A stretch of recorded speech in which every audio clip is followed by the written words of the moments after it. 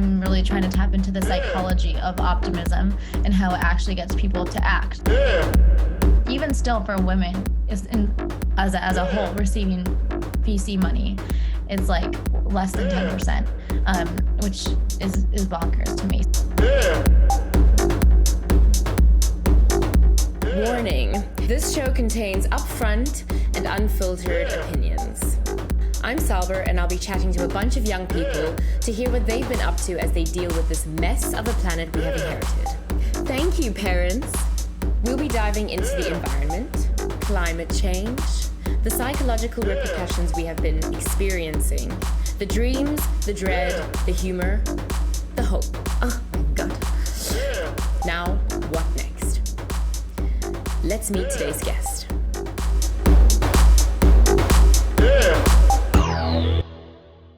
So, before further ado, please join me in welcoming today's guest, Zahra Biabani.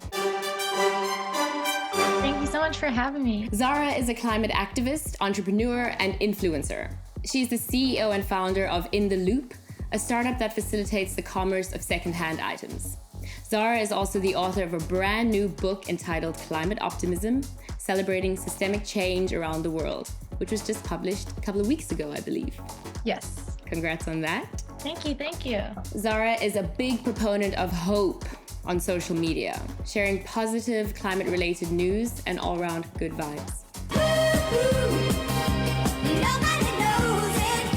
All right, so let's go back in time. So yeah, it might not be likely that we can do this. What was involved in the process that led you to wearing all these different hats? Climate activist, entrepreneur, influencer, author, TED speaker. Yeah, that's a great question. Sometimes I wish I, wore less hats. My hat box is real big. I'm working on narrowing things down, but it's difficult when, they all, of course, touch on climate, and there's so many different ways that you can get involved. I started really caring about climate justice and climate change in 2017 when Hurricane Harvey impacted my hometown of Houston, Texas. When Hurricane Harvey touched out, it really taught me how climate change exacerbates any existing social justice issue. And at the time, I was working at a social services agency that gave financial aid to the city's most destitute citizens. And it was really harrowing to see many of the people who were already knocked down, struggle so much more because of this natural disaster that's intensified by climate change. And so that's really what instigated my pursuit of knowledge on the subject. I started then in that same year writing about what I was learning online on a blog. So really understanding the human and environmental footprint of everything we buy. And by proxy, everything we vote for with our dollar. Or whatever currency. So that was really how I started what then became like a social media presence, talking about conscious consumption. And I found myself really just despondent and really dejected about what I could actually do from the confines of my childhood bedroom. So I was inspired by my friend, Catherine Kellogg, who started Good News Friday on Instagram, but a series of positive climate news. And I paired it with my experience in dance. I was a pre-professional dancer. To make these kind of feel-good videos sharing positive stories. That turned into a newsletter because I wanted to explore these stories in more long-form content. Of course, there's nothing 100% good or 100% bad in a vacuum. So In the Loop is trying to make secondhand selling easier, and by doing so, making secondhand buying as easy and consistent as the retail process. Get in, loser, we're going shopping. Wow, Zahra, that's amazing. Thank you. I'm going to take us back to climate optimism, because that seems to be quite a big thing in your work and what you're preaching on social media. Can we talk about why that is so important to you? Frankly, it started from a position of realizing my privilege and realizing that people, individuals, communities in the West we have to be held responsible for the emissions that we generate and have historically generated, and the uneven consequences that has on communities in the global South. But also realizing that so many of us in the West, especially Gen Z and now Gen Alpha, are really, we have our phones and we participate in awareness campaigns a lot on social media. But we oftentimes stop there. So I'm just chilling, hanging out, surfing YouTube, relaxing.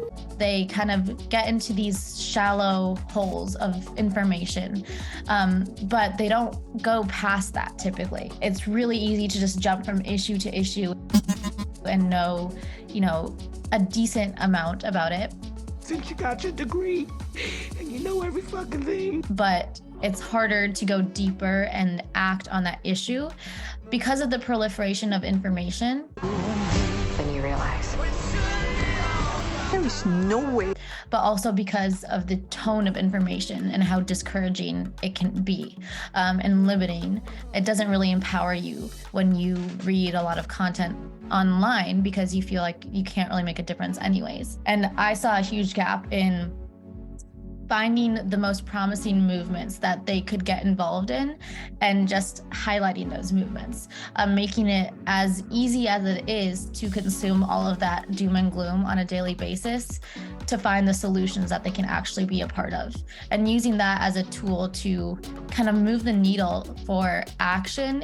How have you found your reception, or what has that been like on social media? It's a very tricky space, I imagine. So initially, when I started in the pandemic, it was super positive. Just a lot of people resonated with it. And then I think because of the lack of nuance you're typically able to express on social media, I felt like posting these wins on social media wasn't adequately representing kind of the gravity of the situation. So then that's really why I started the newsletter, because there were rightfully so like some critiques about, well, this isn't really all good. It has this impact on these people. So on all these different paths that you walk, and with everything that you have achieved up to date, what would you say has been the greatest source of fear for you?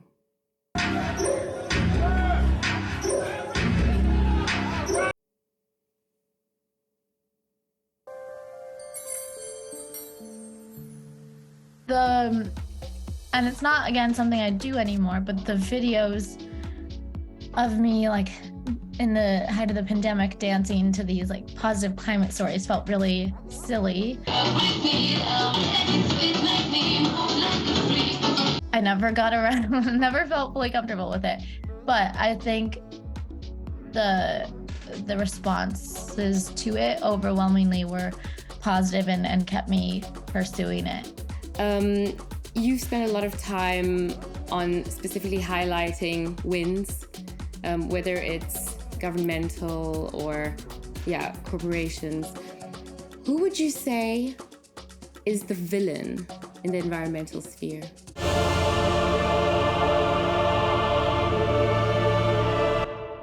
And don't hesitate to name drop.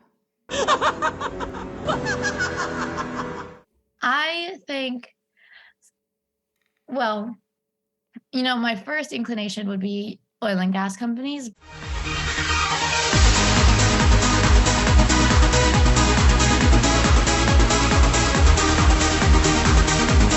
But I don't think I would say that. Maybe.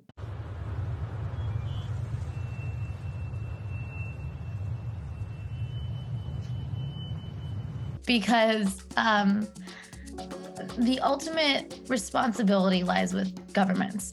The reason that big companies, oil and gas companies, get away with what they do is because they have allies in governments, and they lobby really heavily. Technically, I didn't bribe anybody. No, that's not. So honestly, I would say governments, which again sounds quite doomer and makes it hard to change. But I think the new wave of like younger people running for office and electing politicians who are not just used to that and who actually realize that that is an unjust way to operate.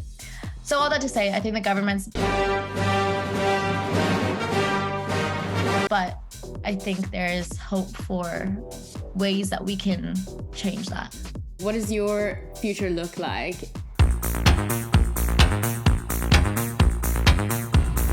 I'm really passionate about using entrepreneurship as a gateway to positive change, creating something that needs to exist that would help move and drive change forward. And I probably imagine myself staying in entrepreneurship for the foreseeable future.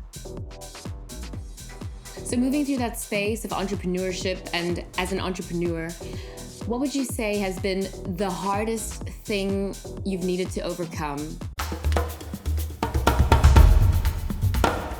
There's definitely bias against women and people of color, and then young people. Overcoming those kinds of barriers when talking to venture capitalist funds is kind of tough, because I feel like the responses I get are oftentimes not what someone who looked different than me would get. The numbers are, the numbers are quite wild. It's even still for women, as a whole, receiving VC money, it's like less than 10%, which is bonkers to me. Agreed, and I can imagine. Props to you though for fighting the good fight and for doing the thing. Zahra Biabani.